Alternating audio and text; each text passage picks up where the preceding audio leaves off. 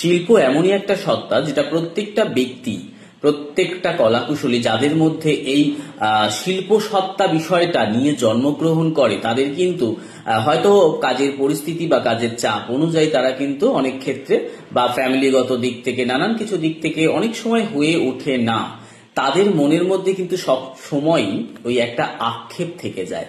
আর কোথাও যদি কখনো শুনতে পায় যে গানের অডিশন, অভিনয়ের অডিশন, নাচের অডিশন বা এরকম কিছু একটা, তো সেখানে কিন্তু তাদের মন সঙ্গে সঙ্গে বিচলিত হয়ে ওঠে।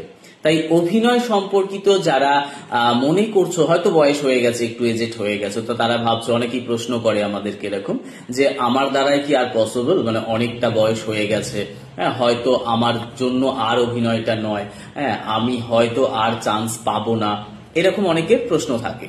তো সেক্ষেত্রে আমি একটাই কথা বলবো যে অভিনয় কিন্তু আপনারা দেখতে পাচ্ছেন যে cinema, serial, web series, short film যেগুলো দেখছেন আপনারা, সেখানে কিন্তু প্রত্যেকটা বয়সের কিন্তু ছেলে মেয়েদের আমাদের প্রয়োজন হয়। তো সেক্ষেত্রে বয়সের কোনো সীমা নেই, অভিনয় চাইলে যে কোনো বয়সেই অভিনয় শেখা যায়।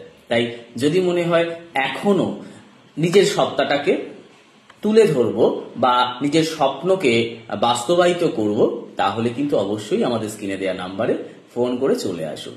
অবশ্যই এখান থেকে কাজ পাবে এবং আমাদের প্রোফাইল দেখলেই বুঝতে পারবেন যে দীর্ঘদিনের প্রতিষ্ঠান এবং সেখানে দীর্ঘদিন ধরে সমস্ত কলাকুশলীরা তাদের স্বপ্ন পূরণ করছে।